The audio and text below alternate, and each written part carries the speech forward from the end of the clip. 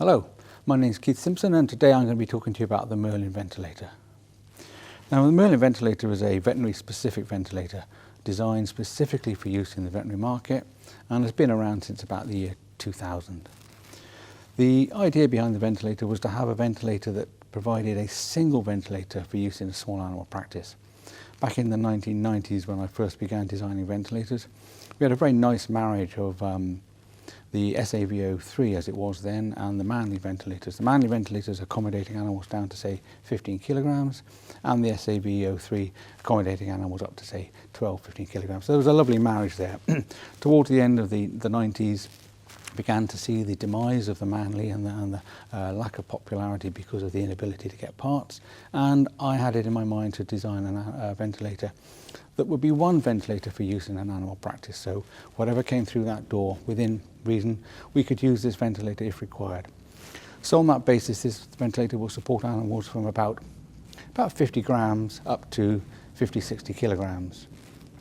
And also in the design procedure, we wanted to provide a ventilator that would again cover a number of aspects. That would be anesthesia ventilation and possibly medium rather than long term, but medium certainly intensive care ventilation. So the ventilator is designed to be a fairly all-rounder, but within that we've got a lot of specific control over the ability to ventilate different modes. So we can use volume cycling, pressure cycling, and we'll come on to these later in this video.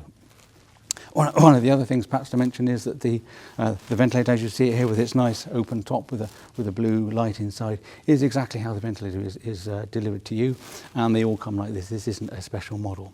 Anyway, we're going to proceed to look at the benefits and functions of the ventilator, and through that we're going to look at how we control ventilation across different species and in different modes. The first thing I'd like to do before we begin to look at the mode of operation of the ventilator is to talk about some of the safety features and to allay some fears about using the ventilator. I think there's a general fear for people who haven't used a ventilator in the past, that if they come along and they turn this or they do this, that something awful is going to happen and the patient's going to be dealt a fatal blow.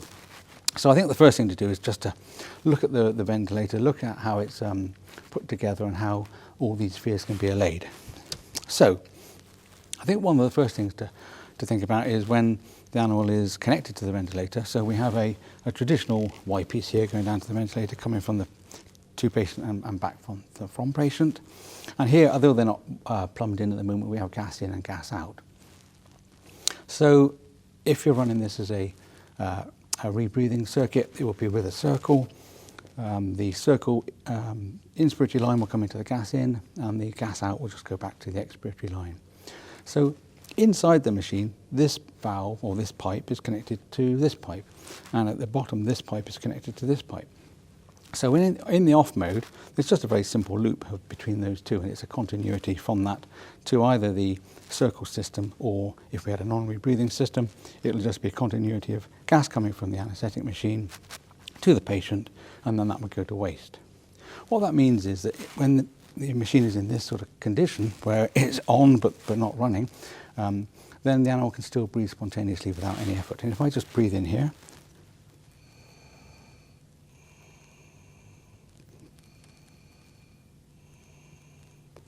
there's no resistance to me breathing in there. I can breathe spontaneously without any problem. And so could the patient.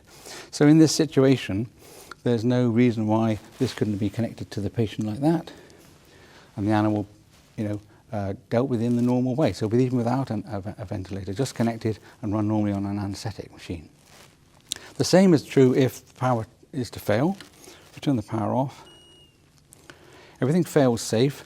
This is now still connected to that, and that's connected to that. So even with the power off, I can breathe through that without any resistance at all. So my patient can be brought into surgery, placed on the table, connected to this, and just run as a normal anaesthetic machine, an anaesthetic circuit. So you could reserve the ventilator for use for IPPV if required, or as some people do, we could just start ventilating straight away. That's covered in some other videos, and also going to come on to that later in this video. So That covers, I think, the aspect of how you turn the ventilator on and how you integrate it to the patient circuit. There is no special integration. You don't have to remove tubes and move them if you want to go from spontaneous breathing to ventilation. It's a very simple process, and it all fails safe. So what are the other features? I think when faced with all these array of LEDs and displays and bar graphs, there's a bit of a feeling of a sort of intimidation almost from the ventilator about what they all do. Well, first of all, let's look at some of the safety features that are inherent in the machine. So one of the worries is pressure. Obviously, the machine has the ability to drive in gas to a patient, create a pressure in that animal's lungs, and there's a worry that by doing that, you're going to possibly overinflate the patient, and that's a real concern. So the most common way to ventilate an animal, and the way we'll start with as a sort of concept in this video later, is to volume cycle. And by volume cycle, we'd set our volume here on our volume control, and then we would drive in that volume for our inspiratory time. And then that will reach a certain peak inspiratory pressure, or PIP, for the animal. What we have here is something called a maximum airway pressure control, and we would set this maximum airway pressure control to say maybe 10 centimetres above the expected PIP value, so that most of the time we would never reach that PIP value, and we'd ventilate normally within the limits that we've determined. If, however, for any reason the volume was restricted, or the controls were adjusted inappropriately, we'd reach this PIP value, the ventilator would stop on the inspiratory stroke, go back and start again. So in volume cycling mode, it's difficult to overpressure the animal. As such, there are only 4 alarms on the Merlin ventilator. In volume cycling mode, we have two that apply. One is the one I just described, is the maximum working pressure being exceeded. The other one is that if for any reason the system became disconnected like that, the ventilator would drive in a breath and there'd be no back resistance. So in that instance, there'll be an alarm to say that there was a reduced breathing pressure, so that it would imply a patient disconnect. Or there could be other reasons for that. It could be that there was a big leak around the ET tube, or there was a disconnect of one of the connections. So that's 2 of the alarms that Merlin has. The other one is in pressure cycling mode, which again we'll come on to. In pressure cycling mode, you're delivering a flow until you get to a certain pressure. If, again, there's a leak, you may deliver that flow continuously, reach the extent of the maximum volume from the ventilator, and still not have achieved that pressure. Then we'll get a target pressure not reached alarm. And the very, very last alarm that you can see as part of the safety features is that Merlin requires this inlet here to be a source of gas. Now that can be from room air, as we'll see later.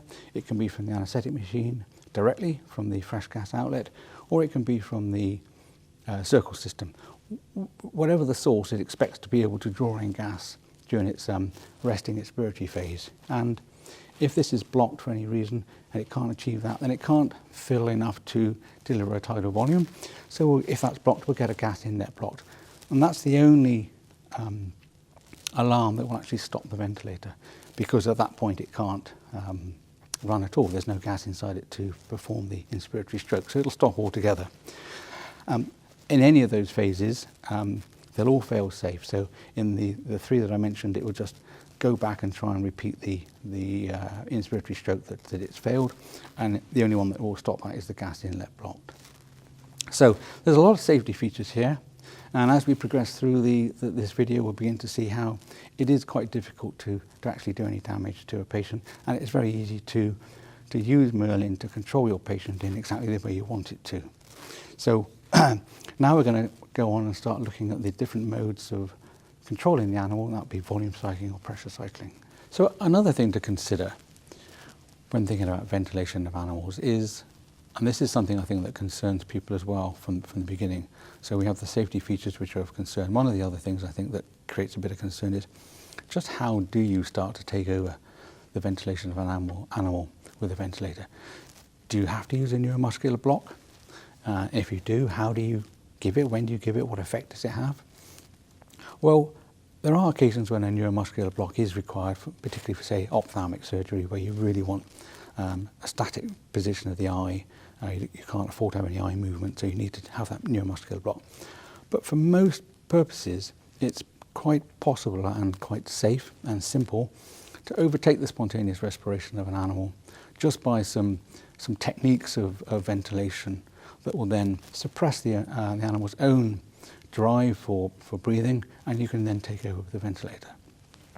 So just before we get into how that might happen, we just have a little look at the normal physiological control mechanisms that control breathing in a spontaneously breathing animal. So we have two major factors that affect how an animal has its own spontaneous drive. So we have the carbon dioxide situation, and we have the stretch receptors in the lung. So an increase in carbon dioxide concentration leads to central and peripheral chemoreceptors that pick up that carbon dioxide concentration and feed back to the medulla to control the neural control of respiration. So an increased carbon dioxide concentration will tend to lead to an increased spontaneous drive, and by the same token, a reduced carbon dioxide concentration in the breath and hence the blood will then lead to a reduction in spontaneous drive. So that's one mechanism. The second mechanism is something which you tend to learn about in your lectures of anatomy, physiology, but never really think it's ever going to be something you're going to use, and that's the Herring-Brewer reflex. Now, the Herring-Brewer reflex is found in a lot of animals. It's found in all mammals, it's found in birds, and to some extent in some reptiles. So it's a fairly general reflex, and the idea is that as the chest expands and the ribs are pulled up and start to separate, that stretch receptors are fired that feed back to the neural control of respiration in the brain and tend to limit the inspiratory phase. So if we start on inspiration and I start to breathe in, I start to inspire, then I start to expand the lung and the thoracic cage, and those stretch receptors then start to fire. And they get to a point where they fire sufficiently to then stop that stage of what we call neural inspiration. So we've got neural inspiration going up in the pons, in the medulla, and that's sending down signals to create an inspiratory effect. As that's happening, we're getting this feedback from the stretch receptors feeding back to the pons, and then we're going to have sufficient feedback to stop neural inspiration. And then we go into neural expiration, where we start to breathe out and those stretch receptors start to fire less frequently, and then we have less of an effect on the phase of neural expiration. But what's really interesting is, physiologically, if you continue to stimulate those stretch receptors through that Herring-Brewer reflex during neural expiration, you actually then suppress the onset of neural inspiration for the next phase. And that's the two things we're going to exploit when we're ventilating. We're going to do two things. We're going to slightly overventilate in terms of the animal's minute volume. That'll bring down our CO2 level, our expired CO2, and that'll feed back to the alveoli and our arterial CO2. By so depressing that arterial CO2, we're going to reduce the spontaneous drive. But probably more quickly, we're going to exploit the Herring-Brewer reflex, and we're going to slightly overventilate. So an animal may have an initial tidal volume and a PIP of, say, 200 mils and a PIP of 12, 13 centimetres.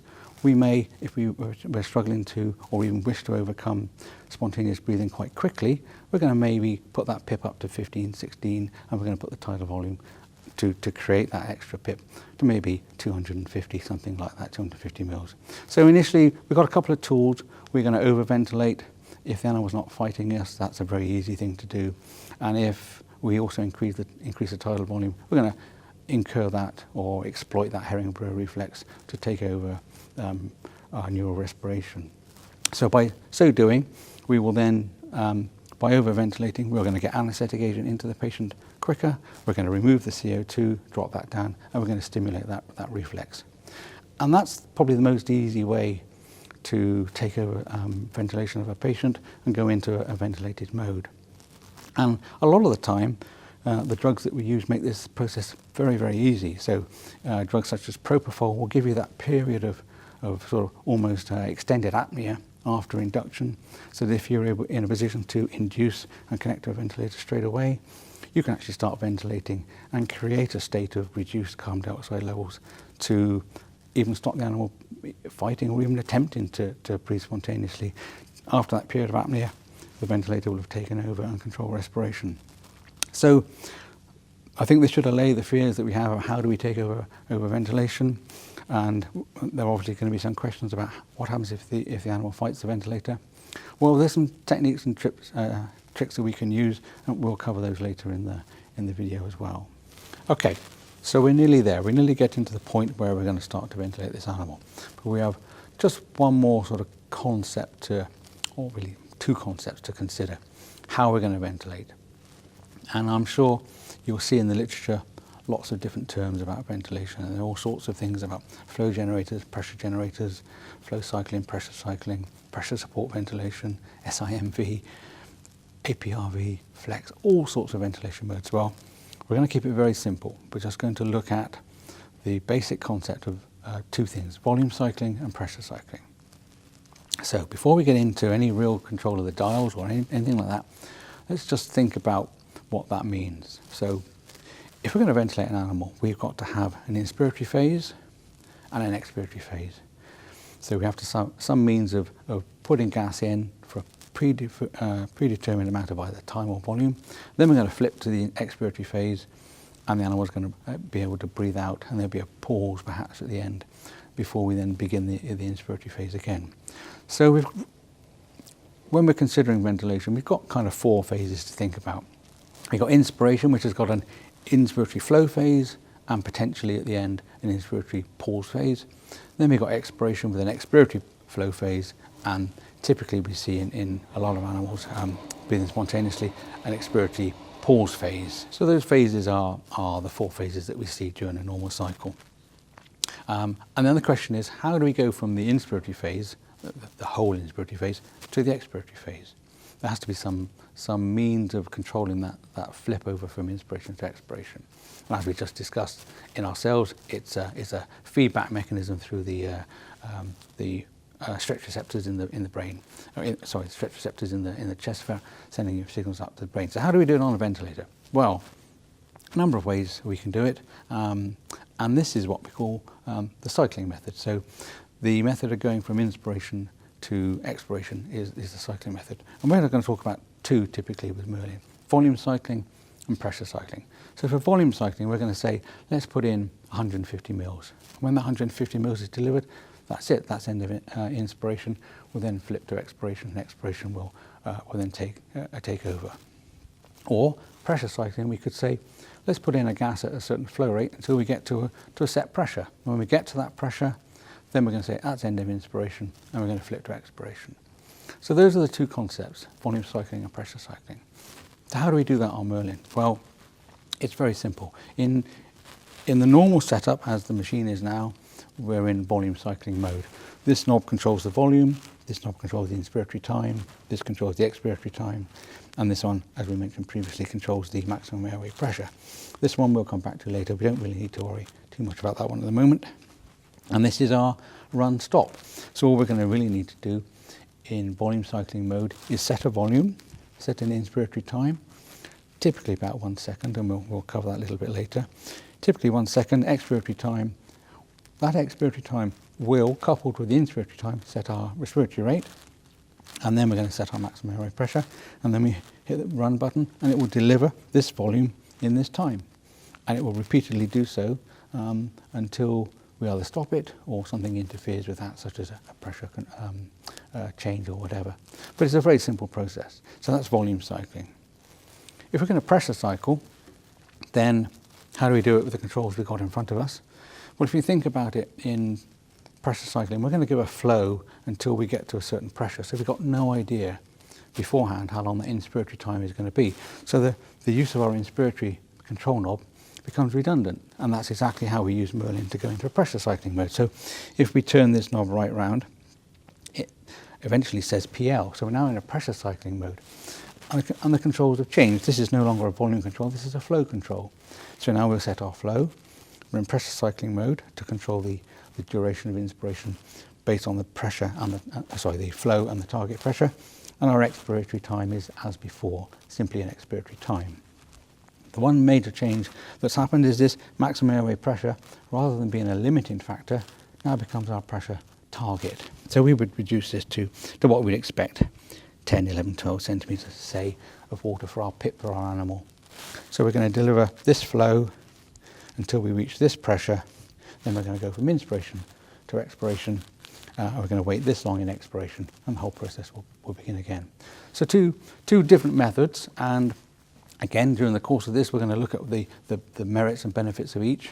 But the two different methods, both easy to implement. Probably the most easy conceptually is volume cycling. And so we're going to start with volume cycling and just look at actually setting up the Merlin to volume cycle a small patient like this. Okay, so let's actually start to ventilate something.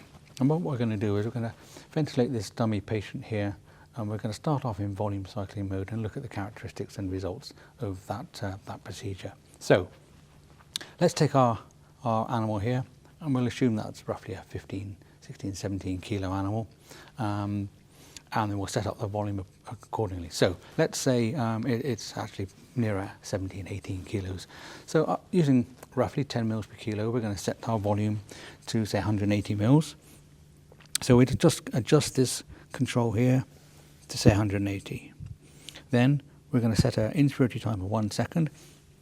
And I would use an inspiratory time of 1 second for most things, unless there's a good reason not to. So if you're ventilating maybe, say, a little half kilo kitten, that'd probably be nearer 0.6 or 0.5. And if it's a large, wolfhound or something, that might be nearer 1.5, 1.6, or even closer to 1.8.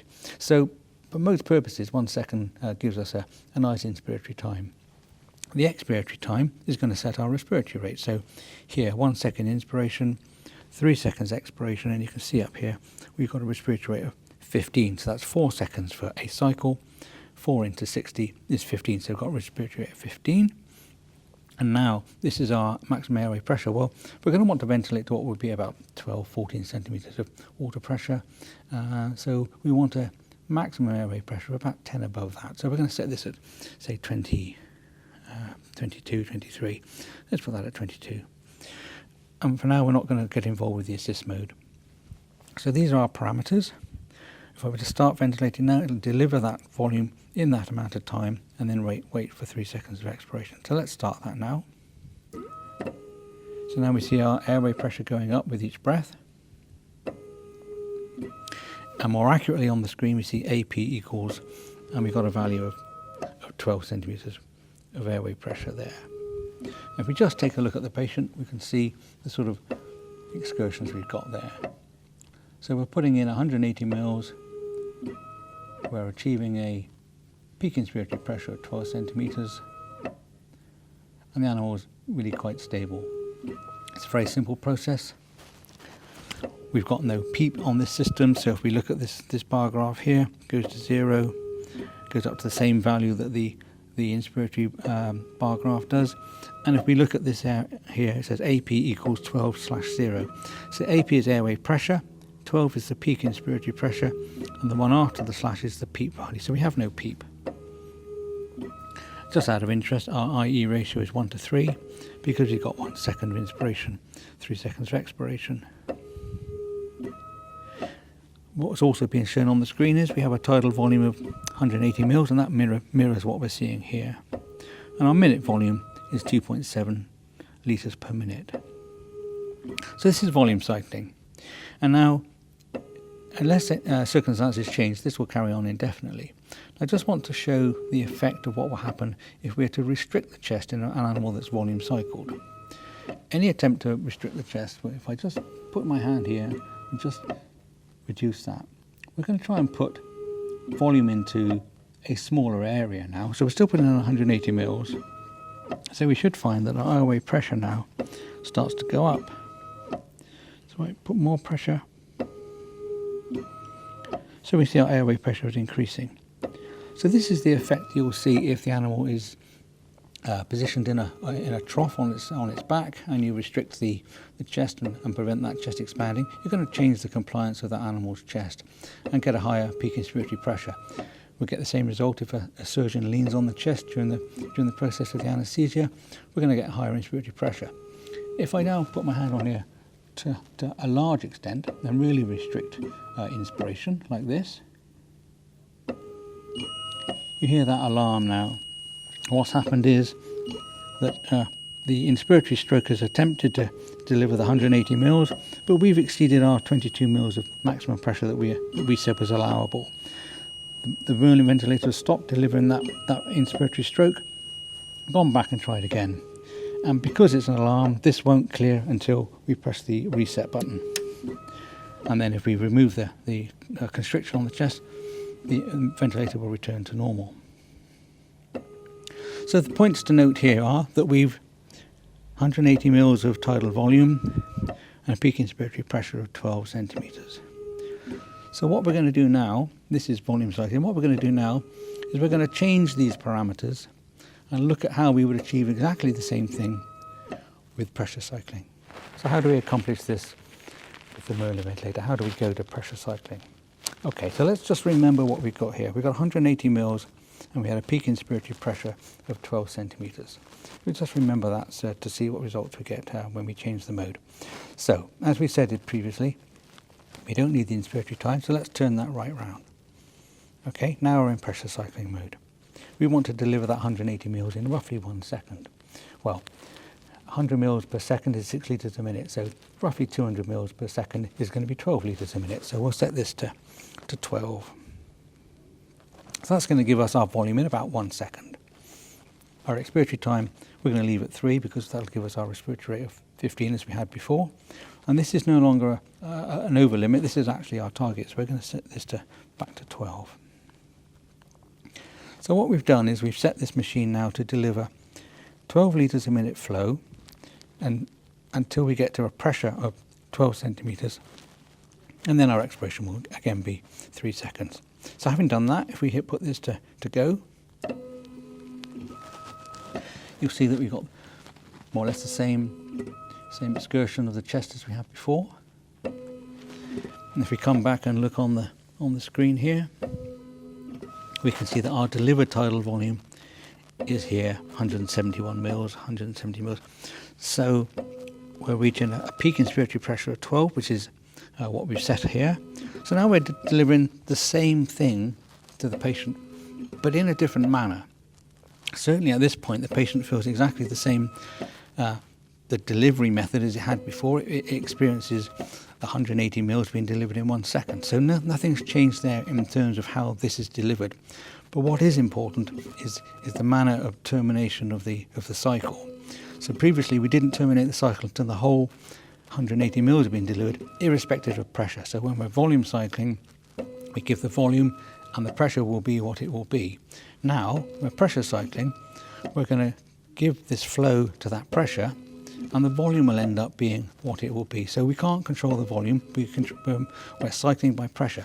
So if I now place my hand on this chest and mildly occlude it, what we'll find is, and you hear the change in tone of the ventilator, we're giving it a much smaller volume. So if we come back to look at the screen here, we can see that the tidal volume now is about 140 mils, but our peak pressure is still 12.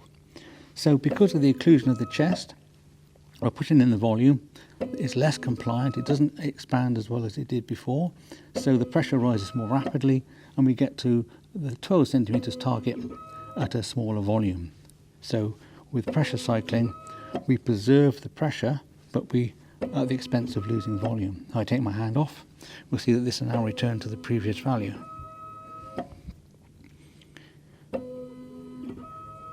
There we are. So we're back to 178 mils and a peak inspiratory pressure of 12 centimeters. So the two methods achieve the same result, but by different cycling methods. And those different cycling methods mean you have different responses to changes in compliance. So just to recap, with volume cycling, changes in compliance are going to lead to variations in peak inspiratory pressure. With pressure cycling, changes in compliance are going to lead to variations in delivered tidal volume. And that in essence is the difference between volume cycling and pressure cycling.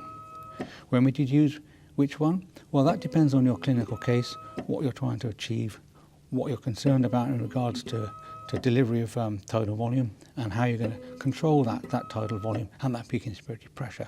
And that's probably a subject for another video rather than a lengthy description here.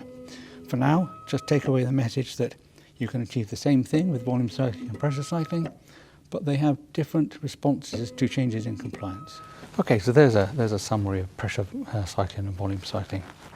And we're just going to start to think about how we respond to changes in the patient conditions with a ventilator. Actually, having said that, I'm not going to get into too much detail about the requirements or the indications for pressure cycling. There is just one thing I'd like to point out, which I didn't mention. The nice thing about pressure cycling is that you're really controlling probably the one parameter that gives us most concern when we're ventilating a patient, and that is pressure. And the pressure cycling comes into its own really when we get down to the smaller animals. So consider you have a 150 gram, 200 gram rat to ventilate. You might deem that its tidal volume is going to be 1.82 mils, okay? And set up for a tidal volume of 2 mils. Perhaps that rat, for whatever reason, is slightly obese, in which case its actual lean body mass would be less than that, and its actual tidal volume would be something like 1.5 mils, and you're delivering 2 mils. Only half a mil difference, but it's a 33% over delivery of volume. However, were we to pressure cycle with that patient and set a peak inspiratory pressure of, say, 6, 7 or 8 centimeters of water pressure, it wouldn't matter what the calculated tidal volume should be and what we think it should be. We would only deliver to that pressure. And we can, having made that decision to pressure cycle and deliver to that pressure, then adjust our peak inspiratory pressure and or our respiratory rate to control the minute volume, to control the end tidal CO2. So the pressure cycling is a really nice way of limiting any pressure excess in that patient's chest. The other thing to think about is that the compliance of the chest or the compliance of the animal when we're ventilating it is made up of 2 factors. We've got the compliance of the lung itself, and we've got the compliance of the thoracic wall and the diaphragm as well. And that's influenced by pressure from the abdominal contents on the diaphragm. So it's not just the lung itself. However, take the scenario where we're going into open chest surgery, where we're ventilating and we have all that constraint of the diaphragm and the thoracic wall, and then suddenly we open the chest and part of that is lost. The compliance, then, rather than being dominated by the thoracic wall, is now going to tend towards the compliance of the lung itself, which is a much, much more compliant component than the thoracic wall. So it's going to be a lot easier to inflate. So if we don't change our ventilation parameters, we may find that we start to see the lung poke out through the incision. So the nice thing to do there is to back off on the pressure, maintain pressure cycling, but to back off on the pressure so that we reduce the actual volume delivered, since, as we mentioned before, the change in compliance means that the volume will be different. So we'll reduce our peak inspiratory pressure, get back to a more normal volume delivery compared to what we had before, so we kind of match our volume delivery. And having stayed in pressure cycling mode, we're still protecting the lung, because during that thoracic surgery, if the surgeon's got his hand in the chest and is pushing lung to one side to gain access, as you can see from the behaviour when we restricted the chest wall movements of our dummy animal, that pressure won't rise above that peak inspiratory pressure that's been set. So we're not going to change, or by changing the sort of the delivery of gas to different parts of the lung by occlusion or compression by the surgeon, we're not going to force air into another area and create a very high pressure there and create damage. So pressure cycling is still nice, even in the larger animals, to control the limit on pressure. So what we're going to look at now is we're going to look at the behaviour of the ventilator and think about how we're going to control events or circumstances like hypercapnia or hypocapnia. So now we have our patient being ventilated. Here I've gone back to volume cycling mode. And now I want to consider how we're going to respond to events like hypercapnia or hypocapnia. I think the most common we're going to encounter probably is hypercapnia, i.e. underventilation. So what are we going to see? Well, let's just start with what we've got. So just looking at the screen here, we've got a minute volume of 2.7 litres per minute. And this is key. So when we're thinking about ventilation, we really want to think about our patient's minute volume. Rather than thinking about tidal volume or respiratory rate, let's think about the minute volume as the primary thing that we're going to control. How we control that, we'll come on to, but really we've got to think in terms of minute volume. So My patient's now being ventilated, and say its end tidal CO2 has crept up. It's now 52 millimetres of mercury, end tidal CO2. So really, I'm a little bit unhappy. That's higher than I would like it to be. We've got a degree of hypercapnia now. Not massive, but it's probably more than we would expect or would wish. So how are we going to bring that down? Well, this is where we look at the minute volume, and clearly, if our end tidal CO2 is higher than the range 35 to 45, then we've got a degree of hypercapnia. And if you've got hypercapnia, then our minute volume is too low. So we look at Merlin, and we say our minute volume is 2.7 litres per minute.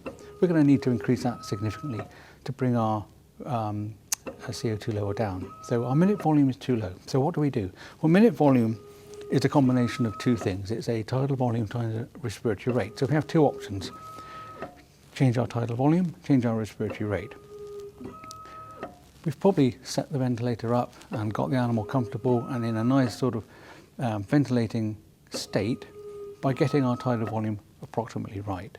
So our tidal volume has probably given us a peak inspiratory pressure like it is here at 12 centimetres, which is probably where we would like it to be, and it's a comfortable level to ventilate a patient at. So we could change our tidal volume, but if we change it too much, we're going to create a much larger peak inspiratory pressure. So we've got some limited capability with the change in the tidal volume. But yes, if our end tidal CO2 is only marginally high, we could increase the peak inspiratory pressure. Increase the volume and therefore suffer a slightly higher peak inspiratory pressure. But much better and probably easier is to change the respiratory rate. Respiratory rate at the moment is set at 15 breaths per minute. So if we want to increase our minute volume, we need to increase our respiratory rate. So the simplest thing to do is simply change that respiratory rate. So because we have inspiratory time and expiratory time in volume cycling mode, we're going to change the expiratory time. If we reduce that expiratory time, we're going to increase our minute volume. So our expiratory time at the moment is 3 seconds, and our respiratory rate is 15 breaths per minute. So I bring that down to 2.5. Now our respiratory rate's gone to 17, but more importantly, our minute volume is now 3.06 litres.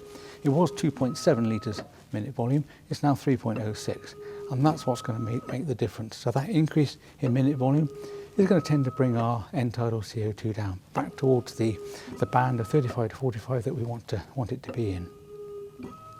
If that's not sufficient, then we can increase the respiratory rate further, bring this expiratory time down maybe to 2 seconds. Now we've got a respiratory rate of 20. Our minute volume is now 3.6, so we're over 50% more than we were before. So we've got a massive increase in our minute volume relative to what we had before, so we really should start to have an impact on the end tidal CO2.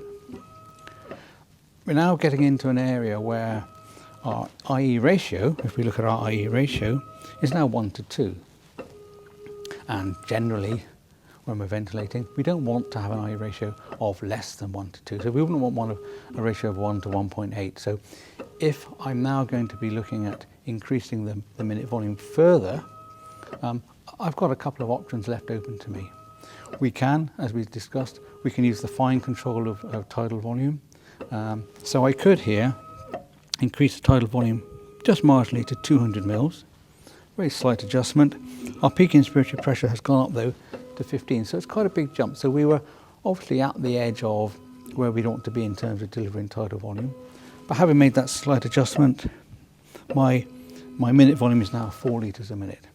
So we've got a further increase in our minute volume. And the one last tool that we've got to control minute volume without upsetting our IE ratio is we could very slightly decrease the inspiratory time. So we could go from 1 second to 0.8 seconds. That'll still deliver the volume in a reasonable time. It's not too fast. And we're able then to increase our minute volume up to 4.2 litres per minute. So we've gone from 2.7 litres a minute all the way up to 4.2 litres a minute volume. This must have a dramatic effect on the CO2 levels within that patient, and the end tidal CO2 must come down. So these are the sort of tools and procedures you go through. You start off simply with variations in respiratory rate. then you maybe look at minor tweaks in tidal volume, and then some minor tweaks on the inspiratory time. All these little adjustments to keep your IE ratio less than or greater than 1 to 2, and to keep your peak inspiratory pressure within normal limits, within the bounds of increasing that minute volume. So if we now find that we're actually overdoing it, and our end tidal now, CO2 is now dropped to 28 millimeters of mercury, we're going to have to reverse some of these effects to get back to our stable 35 to 45 millimeters of mercury. So let's do things in reverse. Let's go back to 1 second inspiration, back to 180 mils tidal volume, and back to 3 seconds of expiratory time. And now we're back to our 2.7 litres. And we should find that if there's been no change in the patient production of CO2 or whatever, then we're going to get back to the end tidal we had before, which was 52 millimeters of mercury. We wouldn't want to be there, so we would be somewhere in between those settings and where we are now. But in essence, that's how you use minute volume as your control for responding to changes in end tidal CO2. It's a very simple procedure, and the same procedure applies if we're pressure cycling. If we're pressure cycling and we have this hypercapnia, we're going to do the same thing. First of all, we're going to look at expiratory time to increase our respiratory rate. Then we may then look at the peak inspiratory pressure. So whereas here we change tidal volume, when we're pressure cycling, we'll just increase the PIP a little bit, get that extra volume in, and then ultimately we'll start looking at inspiratory time. So the same process applies whether we're dealing with pressure cycling or volume cycling. Okay, so we've come quite a long way. So we now understand a bit more about the workings of the Merlin, how to connect it to an animal, how to ventilate an animal, different modes of ventilating that animal, how to respond to events like hypercapnia, hypocapnia. And we're coming to that last part now where the operation is completed successfully and you want to wake the animal up. And how do we proceed? Well, there's a couple of ways we can approach this. Perhaps if the procedure's not been very long, perhaps it's been 20 minutes, 30 minutes or something like that, then it's probably that the animal has got quite a good ability to just come off the ventilator and start breathing spontaneously. And it may be perfectly in order to just turn the ventilator off here, stop ventilating, and the animal, after maybe 20, 30 seconds around here, will then start breathing. However, you may be more comfortable with another approach, and the other approach we can use is to use the assist mode for weaning. So what do we mean by the assist mode? Well, in all this talk about how to control the ventilator, I've avoided the use of the last control knob here, which is the assist control knob. This assist knob is brought into action by putting this switch up here. And what does it do? It does two things. First of all, when we're ventilating normally in IPPV mode, we're delivering a set minute volume as we've described. And say our minute volume was 3 litres a minute, very similar to what we were giving to this patient here. The moment we go into assist mode, we drop down to a mandatory ventilation of 1/3 of that. So we'd actually, in this case, drop to a mandatory ventilation of 1 litre a minute. What that means is, in real terms, is we don't change the tidal volume or delivered volume or target PIP if we were pressure cycling. What we change is the interval between breaths. So we're changing the respiratory rate. So we're going to increase that interval so that the respiratory rate effectively is 1/3 of what it was before. So if we were basically on 15 breaths a minute and we go into assist mode, what we're going to say is we're going to give a mandatory rate of 5 breaths a minute. So that's 1 breath every 12 seconds. So if the ventilator sits here waiting for the animal to take a breath, make an effort, and those 12 seconds go by, it will then give a mandatory breath. If another 12 seconds goes by, give another mandatory breath. So we've then got a mandatory minute volume of 1/3 of what it was before. The idea is that we don't allow the animal to just become hypoxic and build up its CO2 enormously. We're going to give this 1/3 rate of ventilation that we had before. We're going to remove CO2, but not as fast as we were. We're going to get rid of anaesthetic agent, and we're going to keep delivering oxygen. But we're giving time for body CO2 levels to rise because of the hypoventilation that we've now imposed. And we're giving time for the animal to start developing its own spontaneous breathing rhythm. So how do we do this? So we go into the assist mode and we're waiting for the animal to make an effort. We have a control here that sets the level of that effort. And I put it on the lowest value here, which is -1. So that's -1 centimetre of water. What that means is when the animal takes a breath and just drops up the pressure in the tubing by 1 centimetre of water, the ventilator will detect it and give a breath. And now that breath is important for 2 reasons. One is it's a full breath, and secondly, it's perfectly synchronised with the animal's own breathing.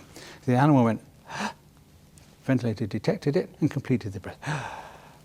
So it's perfectly synchronised. There's no fighting of the ventilator, and every breath you give augments the breath that the animal has started to take. -1 centimetre of water is a very, very small amount. Just to explain what happens when we go into assist mode. We go into assist mode, we close the valve here, and we close the valve here. So it's a closed circuit from here down. So it's just this volume of tubing that's involved and the patient. So it takes very little change in volume to create a change in pressure of -1 centimetre. The animal's only got to make a very basic effort. Makes a very basic effort, drops it by -1, sensed by Merlin, then it opens this valve, keeps this one closed, and delivers the breath. Then at the end of that, it closes both the valves and sits there waiting again. So the procedure is, and this is what we kind of call a rule of 6, we're going to let the patient trigger at -1 for 6 consecutive breaths that it does consecutively itself without intervention from the ventilator. So if the animal took a breath, got a triggered breath, triggered another one, triggered breath, and then a pause and the ventilator gave a breath, then we wouldn't consider that the next one to be a consecutive breath. That would be a start again. We're waiting for 6 consecutive breaths. And how do you know which is which? Well, if the ventilator gives a breath, it'll give a beep. If the patient triggers a breath, there's no beep. So we're waiting for 6 breaths that are triggered consecutively at level -1. And then we say, now you've got some degree of respiratory drive. Let's increase this to -2. So we'll turn that up to -2. We'll wait for the animal to then trigger 6 consecutive breaths at -2. When it does that, we're happy. We think, okay, so now you're developing a greater drive. Let's turn this up to -3.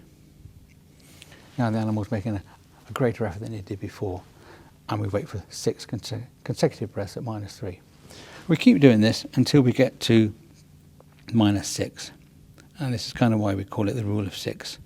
When we get to -6 and the animal makes 6 consecutive breaths to trigger the ventilator at a level of -6, we have really got back to what is essentially good spontaneous drive. And at that point, you can either leave it here or we can just turn the ventilator off and let the animal breathe spontaneously. It's a very easy, simple, monitored, controlled way of bringing the animal from a state of completely suppressed spontaneous drive back to normal drive without the risk of hypoxia or underventilation. And that's it. That's Merlin in a nutshell. We've gone through the basic control features. We've gone through induction, getting onto ventilation, overtaking spontaneous drive, letting the ventilator take over, manipulation of the controls during ventilation, response to hypercapnia, and the process of weaning the patient from the ventilator at the end. Further information will be available on the website. There are articles as well on the website for more information on different aspects of this. But for now, thank you for listening.